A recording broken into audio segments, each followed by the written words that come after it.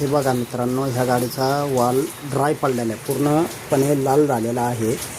हिला ऑइल कमी पडलेलं आहे, त्याच्यामुळं पेट्रोल आयटूट वापरणे हे पूर्णपणे गरजेचे आहे. पेट्रोलमध्ये म्हणा किंवा ऑइलमध्ये म्हणा. हे बघा, हे आता हिचा आपण हेड उघडलेला आहे ह्या गाडीचा. तर लोक काळजी घेत नाही म्हणून हा प्रॉब्लेम येतो. काळजी घेणं खूप गरजेचं आहे या गाडीला. हे बघा, पूर्णपणे वालच ओपन होत नाही. बघा मित्रांनो, आत्ता आपण वाल ग्राइंडिंग करून यायला लावत आहोत. गाईड बदली केले, त्याचे वाल आहेत तेच ठेवलेले आहेत.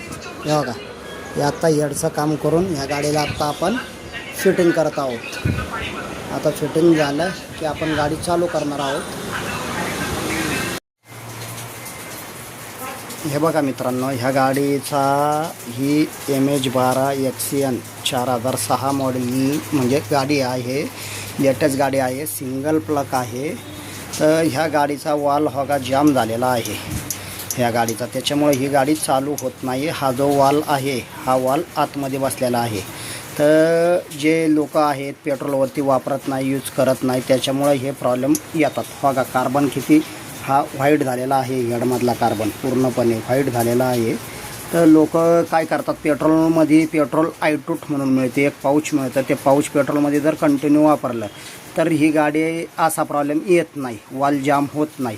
आता ह्या गाडीचा आपण हेड खोलून वालचं काम करणार आहोत, त्याच्यानंतर गाडी एकदम ओके होईल.